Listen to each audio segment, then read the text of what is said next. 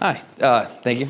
Michael, thank you for the introduction, Terry. I'll be talking about Fort Frederica. So everybody in here has been at some point in time, but who has been recently, say in the last 5 years? Maybe it's a handful of people. It hasn't changed, and it has changed, I would say, significantly. We have a brand new visitor center that showcases a lot of the work that we've been doing lately, completely brand new exhibits that were opened up this past October. And we have a very robust archaeological program that I'm going to be talking about here shortly. So, quick overview, if you guys don't remember, Fort Frederica is on St. Simon's Island, just north of us, founded in 1736 by General James Oglethorpe. Basically, the town lasts from 36 to about 1758. That's the main town occupation. It is not a penal colony, right? It was not set up as that. It was set up for the deserving poor. Those were those people that really needed a second chance at life, but they were not in prison. I think we only have maybe 2 to 4 instances of people being removed from debtor's prison and taken to the colony of Georgia that we know of right now. The initial selection of individuals, those civilians, and I say civilians because the military didn't come until after the civilians came in and set up camp, were based on their trade skills, right? So you needed people that can make, you need coopers, right, making barrels, you needed shoemakers, you needed all those folks, the carpenters, that could support a military occupation. After all those people had set up, then they brought in the troops, right? That was 2 years later. And it was one of several fortifications up and down the coast that was set up by General James Oglethorpe. There was fortifications here on Jekyll Island, there was fortifications on Cumberland Island, and they're all the way down to Jacksonville, going down towards St. Augustine. Fort Frederica was set up to oppose the Spanish occupation in St. Augustine, basically protecting the big towns of Savannah and Charleston, right? Because they feared the Spanish would come up and attack. This is what we think Fort Frederica looked like in 1742. It is more than just a fort, right? It is a very large fortified town with a fort on the water's edge. You can see all the different house lots. Everybody had a 60-foot by 90-foot house lot that they could do what they needed, have a garden, have an outhouse, have their workshop, and their buildings. And it was very organized. It is designed by the same guy who designed Savannah, Samuel Osberger, right? So it has the streets and alleyways that you see in Old Town Savannah, the very same setup. They just still have their buildings. We don't.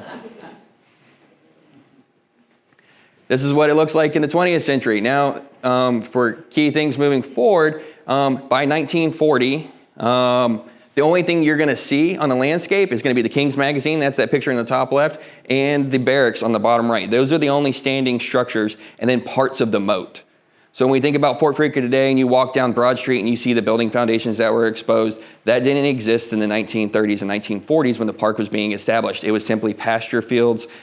People were growing food. Cattle were running all over the place. That's actually one of the early issues with archaeology, was keeping cows out of the excavation units. So they had to do a lot of work to figure out where everything was and who lived there. This is some of the work. This is a little tough to see, but you can see some of the colors, and I'll walk over here real shortly. So all this stuff in blue right here, in this area, that was work done by Charles Fairbanks. He was one of the first early historical archaeologists in the United States. He becomes a very famous archaeologist later on. After doing the work here in the 1940s, he goes on to Florida State University, becomes a professor, and then he moves to University of Florida, who we hate, and he is a professor there for a very long time. They actually have awards named after Charles Fairbanks. That's how important he is to the field of historical archaeology. He basically gets... I was not, no. I do know some of his students, and we will talk about some of his students coming up shortly. Charles Fairbanks is the first archaeologist there. He sets out to do exploratory trenches to find out where things are. So he only excavates a limited amount, but he excavates the town entrance, right? He excavates the Hawken-Davison house, which is very important in how we understand the town site. And he excavates a corner of the barracks and parts of the fort location so he can find the moats. So if you go to the fort today and you walk out on the water's edge and you see these really nice ramparts, those did not exist. Those are reconstructions based on Charles Fairbanks' work. The next guy that came up shortly after that was a combination of Jackson Moore and Joel Shiner. Joel Shiner becomes a big underwater archaeologist, actually out in Texas, after he leaves here. And Joel Shiner is the person responsible for excavating the majority of all the structures you see out there today, all the houses. And then the last person, so that was the 1940s, the 1950s. Then there's pretty much no archaeology until the 1970s, when Dr. Nick Harnerkamp comes up, who is a student of Dr. Charles Fairbanks at the University of Florida. All the work in the 1940s and the 1950s had focused on the existing architecture. What they did is they would dig a trench about yay wide until they hit something hard, and then they would dig that thing out, right? So if they found a tabby foundation, they would dig the trench, find the tabby foundation, dig out that building. And that's what they were trying to do. They were trying to find the location of houses, but they also needed stuff to show people because we just set up a national monument on an island that was basically pasture land, right? So that was their goal. So you can see it's hard to tell with this graphics, but there's like little lines going everywhere, and then all where the houses are, there's a big block of excavation. So that's what they did. They didn't do a lot of work in the backyards. So what we know today is that, during this time period, people really aren't living in their houses. They're living in their yards, right? The houses are generally pretty small. There's no air conditioning, right? It's not very comfortable. So that's where you're sleeping, maybe eating, but you're preparing your food outside. You're doing your trade work probably outside or in your workshop, and a lot of other activities are happening out there. So in the 1970s, Dr. Nicholas Harnerkamp came in, and he focused on the backyard archaeology, which is what it became to be called. So he looked at where are the outbuildings? Where are these trash pits? Where are the toilets? Right? I mean, there's 1,000 people living in Fort Frederica. Where are they going to the bathroom? And we haven't found one of those yet, unfortunately. So what you have is two different approaches. We have an approach to looking at the structures themselves, and we have an approach of looking at the backyards, but nobody's done both up until now. Here's some images. So what we have is Shiner is in the top left and bottom right. You can see this. This is Dr. Charles Fairbank, and that is Dr. Harnerkamp. So this is archaeology, and this is the trench that I'm talking about, right? That's how wide it was until they found something large, and then they would dig a very large pit. What might be hard to notice, though, is that in these two images right here, the folks that are using the shovels are African Americans. The vast majority of the actual workforce that did the excavations were African American individuals from St. Simon's Island or Brunswick, which is really cool. We're hoping if we can actually track down some of these individuals and their descendants. I don't, those folks probably no longer with us, but if we can find their descendants, they made a huge contribution to our understanding of Fort Frederica and colonial Georgia in general. So I got here in 2016, 2017, I started doing some archaeological research. I wanted to see how much of the fort we have dug. That was the common thing that I heard, is that we know everything we need to know. There's no more work that we really need to know. So I took all those areas that they had excavated and I overlaid them onto the town map, and every single one of these rectangles is a house lot that somebody would have lived in. The darker the red color, the more it's been excavated. If it doesn't have any color, it's never been touched. So there's not a lot that's been excavated if you look at percentage-wise, right? We know where some of the buildings are, and that's about it. So there's a lot of work to do. So in 2017, we decided we were going to do a geophysical survey. You guys might be familiar with that. They do them a lot in cemeteries. We used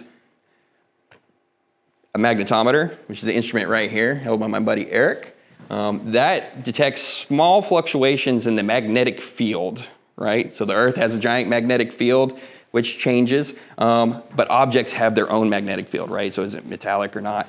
So it'll pick up pieces of metal, tractor parts, but it'll also pick up ditches, bricks, building foundations, anything where the magnetic field in that thing has been sealed or changed from the surrounding area, right? That data looks like this. So what you get is in this black and white scales, you get these black and white dots or lines, right? This would be what you consider a modern day utility line running right through the middle of the town site that was probably abandoned in the 1940s and 50s. But things like this, that is a cistern from the orphanage that was operated there by the church, Christ Church, in the early 1900s. Well, what you want to look for is these things like these little black dots right here that form circles or shapes or structures. You look for lines, right? There's no straight lines in nature, effectively. And those are generally tend to be post holes, pits, or foundations. So this is it. We did about 20 acres in magnetometer work right there, which is no insignificant amount. The next thing we did was conductivity. As Rusty in his short shorts. Conductivity meters, what they do is send a low electronic pulse into the ground to see how how well the electricity will pass through the soil, right? And it looks at differences, right? Electricity passes well through bricks, not so well through bricks as it does through sand, vice versa. And that's what that data will look like. How do you mark it? How do we mark it? Yeah. Very carefully, right? No. Okay. Let me see back up real quick on air. You can't see, here's a cone right here. Yeah. So we have stakes. We do 20 by 20 meter grids out the entire town site, which is 60 feet, by 60 feet. And you can see that represented more in Rusty's data. You can almost see the changes in the corners because the data doesn't mesh well. Right there.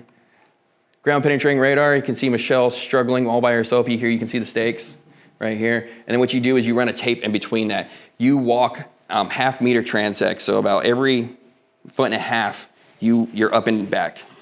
It's about, depending on how you do it, can be almost 0.8 kilometers a grid, depending on how you want to cover it. It's a significant amount of walking.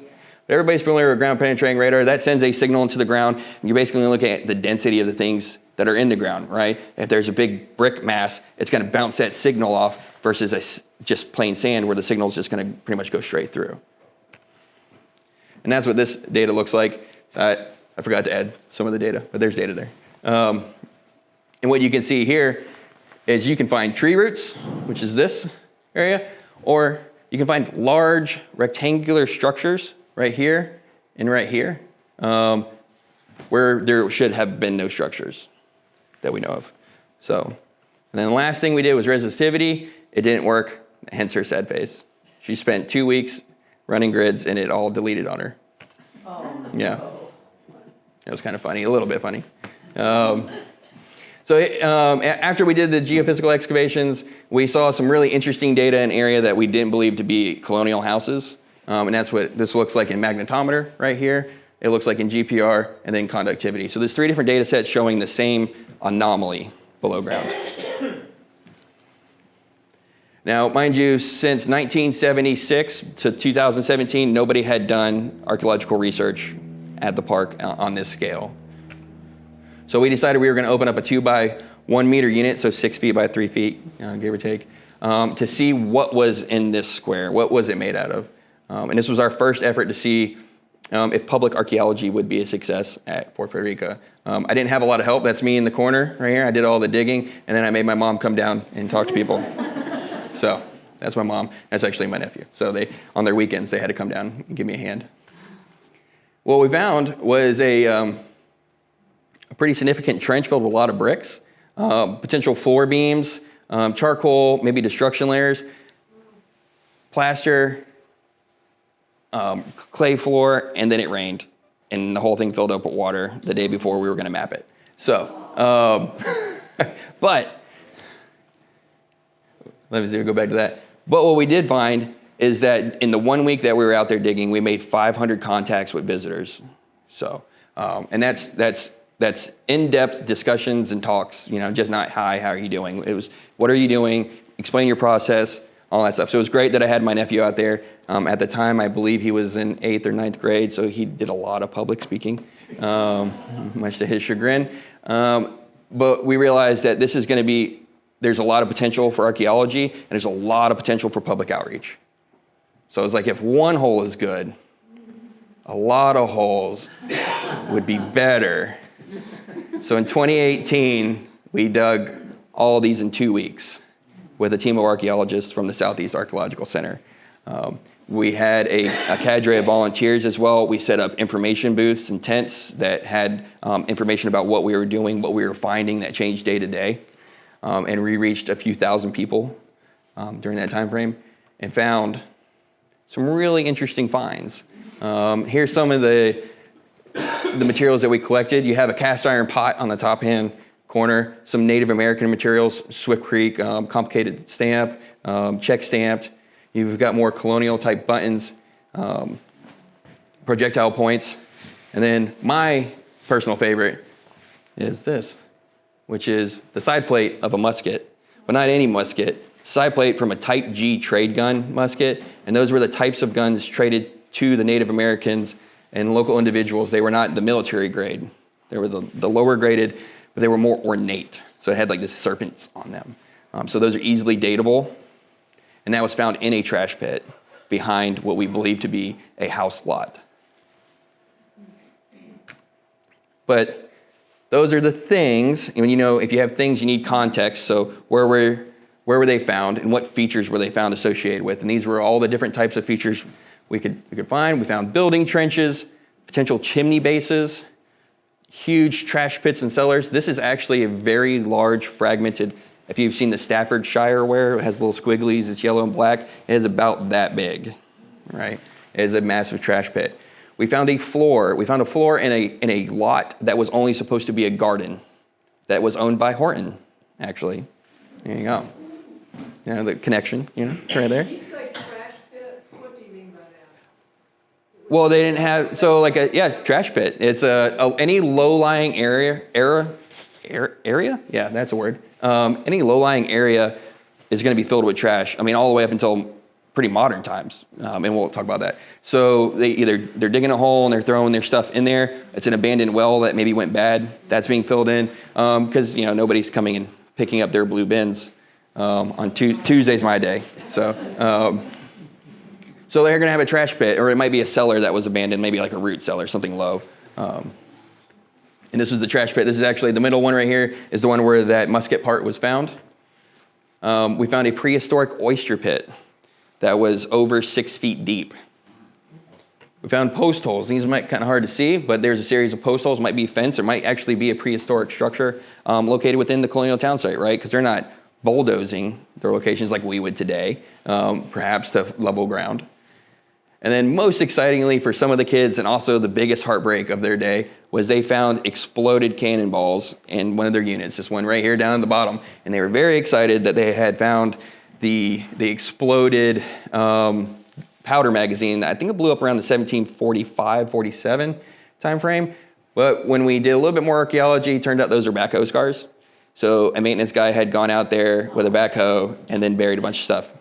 So then it was that was a huge up and a huge down. But they got to learn some lessons, I think, from that. And this was 2018. This is the prehistoric component. We did not expect to find this.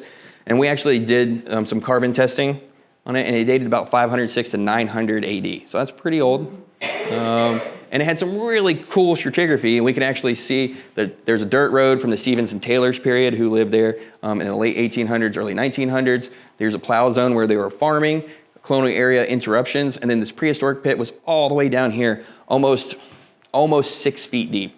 When I was in the hole, it was over my head. That's how I do. Don't call OSHA. So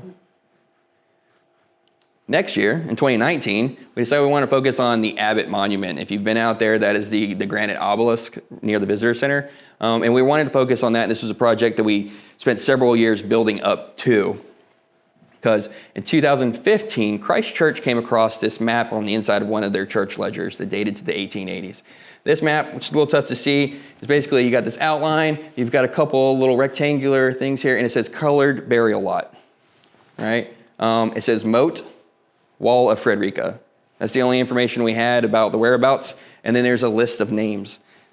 3 of those names match the names that are on the Abbott Monument. Right? Thomas Abbott, Celia Abbott, and her sister. So it was good reason to believe that Robert S. Abbott, who had built the monument, built it near the location that he believed his father to be buried. But those graves had been lost over time. So we did ground penetrating radar.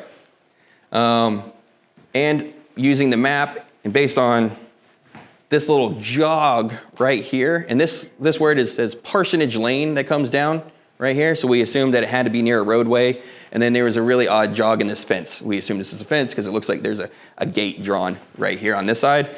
We figured there's only a few places that this could possibly be along the moat of Frederica, but the moat of Frederica is over a mile long. That's a lot of survey area. We picked the most likely area. And then right here, when you overlay the map, there was a bunch of yellow dots. And then right over here, where the other 3 burials are, because they're not together, there was more yellow dots. So it seemed very likely location. Goal of this project was to locate the burials, but we didn't actually want to dig the burials up. We just wanted to know if they were there or not. So we dug a very shallow trench, and we were able to uncover the grave sites. This is what they look like. So we're only like this deep, give or take. That's how close they were to the surface, and we had no idea for 100 years almost. We believe they probably had markers in the 1880s. We know that Thomas Abbott died around 1880, 1870s, and the rest of them. So we believe that's when the burial took place. But then the markers disappeared probably in the intervening years. Probably by 1929 when that monument was placed, there were no markers and nobody knew exactly where it was located.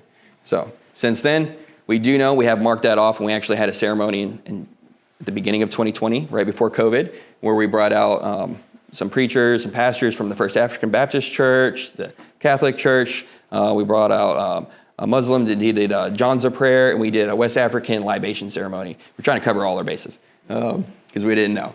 And it is now a dedicated spot within the park. So that was our 2019 project. 2020, we shifted gears to the Sinclair site.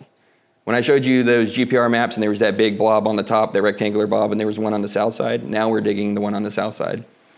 We chose to do the one on the south side because most of the archaeology in the 40s and 50s focused on the fort, the main road, and the barracks, right? So everything north. Nobody had really worked on anything to the south. And we wanted to see what was kind of down there, what we could find. The lot was owned by Archibald Sinclair and his wife. Archibald Sinclair was originally an indentured servant to the Alstons who lived there. Later on, one of the Alstons would become the governor of Georgia. Pretty famous family.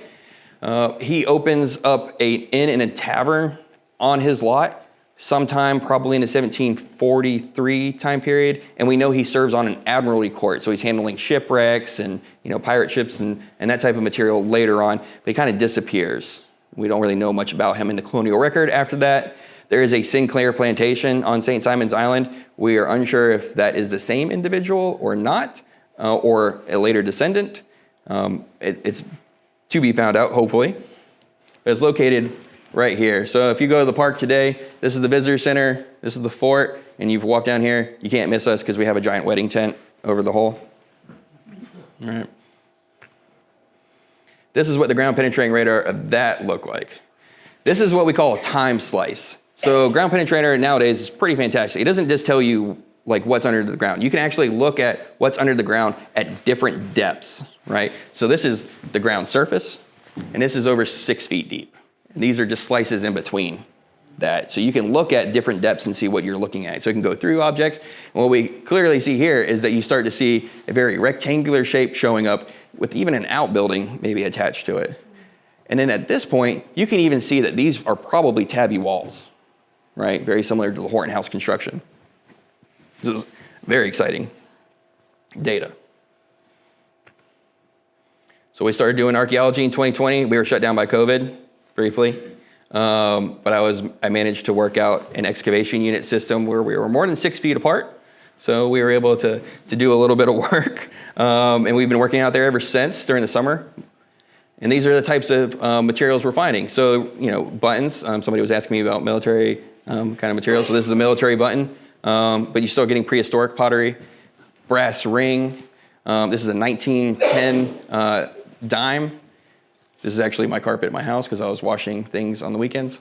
Dr. Pepper bottle, gun flint, things like that. So there's an assortment of materials, right? And these are some of the features. So similar to 2018 and 2020, we have walls, we have post holes that are not easy to see here, and we have different outline. This is a builder's trench, basically, on the back side of the building. This is what it looks like as of a week ago. So we've made some progress.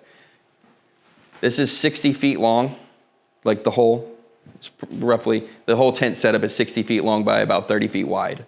The building is a little over 30 feet by 15, I think. So it's a good sized structure, and it has a basement, or we presume to be a basement. If you've been out to the town site and you've seen the Caldwell house, the candlemaker's house, it has the inset and really big fireplace. It's probably a similar design to that. It just doesn't have a really big fireplace that we know of just yet. Now, most of the work that we've been doing since 2020 has been done by student labor, almost solely. I mean, I'm out there, but I'm not trying to get too dirty. So what I have done is these are all high school kids from Glen Academy. We have instituted a program with the Glen Academy Ethnology Club, and where they come out and they do random Saturdays, they'll come out and volunteer, and they'll dig, and they'll learn the archaeological process. And actually, if there's enough interest from those individuals, we have an internship program, and we pay them to come out for 9 weeks in the summer. So first year we did it was 2021, and we had 4 interns. We paid them for 9 weeks. They're not going to get rich, but they can go to the mall, I guess, afterwards. In 2022, we had 6. All that money has come graciously from donations to our friends group through the Miss Elkin Austin, who recently passed away. But her family has continued to carry on that tradition, and they're providing the funds necessary for us to provide this internship every year. So we're really excited. All the materials, the tents and all that are actually provided by our friends group as well. So the only thing that the Park Service generally pays for is my salary to be out there. And I work for free sometimes, so it's not that big of a deal. Does the College of Coastal Georgia have any programs that would tie in with you? They don't really have like a history program or archaeology falls under anthropology. It's a little difficult. I'm not opposed to it. We just actually happened to luck into a relationship with Glenn Academy, and it works perfectly with our education program the way we're hoping to redo it. If you guys know about the Fort Frederica education program, every 4th grader in the entire county for like 18 years went through this really in-depth, amazing program, which was canceled in 2012 because of budget cuts and funding. So in 2016, when I took back over, I realized that you're not going to be given as much time anymore because you have to do testing and all these things, and the school district's not going to give you the amount of time. I mean, you're talking, it was weeks and months that they spent working on this. It was an amazing program. We boiled it down to like 3 days. So, which is not the best, but any time is better than no time. Right. And so we are focusing on, we've looked at the Georgia standards, we're focused on 3rd grade, 4th grade, and 8th grade. And so if we can get them in 3rd grade, have them to come back, catch them in 8th grade, when they get to Glenn Academy, then we can go through the ethnology club and we can keep working these students and have a continuous base. And that's our hope and goal with this program. So we've been working on this for quite a while. Now I say all this because this has all been a community effort. There's been a lot of volunteers. The Glenn Academy group is just one of those individuals. We've had a lot of volunteers through the Golden Isles Archeological Society, Friends of Fort Frederica, and other organizations that have come out and participated, whether it's screening, setting up tents, providing information at the booths. There's my nephew again, and this is actually my daughter. So she provides more morale support, That was a couple years ago. She's not as chubby anymore. So here's the Elkin Austin summer camp. She also provided funding to do summer camps. So now we host every summer a 3rd through 6th grade camp, and we divide that range up depending on who signs up, right? If we have a lot of 3rd and 6th graders, we kind of split that into 2 because there's a little too much difference there. First year we did it, we had 33 students. It was too many. And they work at Shiner's Trench. So Joel Shiner was one of the archaeologists. When Joel Shiner finished his excavations, he had too much stuff. So he buried most of it in the woods. In the 1990s, not something we would do today, but in the 1990s, the Park Service found that, and that's what became part of the education program. When those kids come out to the site, when they come out to the park and they do part of that program, they're not working with fake artifacts. They're working with real colonial artifacts that just happen to not be in a house or a town site. They're in a trench, which is removed from the main area, and that's the trench right here, right? This has been a huge success for us, and it is now we are working with the Friends of Fort Frederica who manage most of the logistics on that, and then I usually just come in and say hi, and I have a education coordinator who does all the actual talking ports. And I did mention the Glenn Academy. For their work, they actually won the National Park Service Hartzog Volunteer Youth Group Award. The national, not the regional. So it was a huge deal for them, huge deal for us, that their work was recognized on such a level. It was great. You can obviously see this picture was taken during COVID. Yeah. And all that work has basically led up to one of my dream goals, which happened this past Thursday, was the grand opening of our own 1,000 square foot archaeological lab. Is dedicated to Carl Meschke. Meschke was a individual here in the community. huge into history, huge into travel, huge into science. And when we proposed that we needed a lab to teach kids archaeology in the scientific methods, just not the interesting stuff, their family jumped all over it. And that opened Thursday, and the first school groups came on Tuesday. So we've already worked 110 students out of Oglethorpe Point Elementary already. So that's the lab here, and this is Shiner's Trench, so they're right next to it. Previously, when they had done the program for 18 years, there was no place for the students to go should it be cold or buggy or needed the bathroom. They had to have a porta potty. So now we have that all enclosed in one space. Not only is that for education purposes, but that is also where all the work that we're doing at the Sinclair site and other locations is being processed as well. So we have a dedicated actual archaeologist lab, and we have archaeologists in there manning it all the time. That's what I got for you guys. So that is the history of archaeology at Fort Frederica, in a nutshell. So, any questions?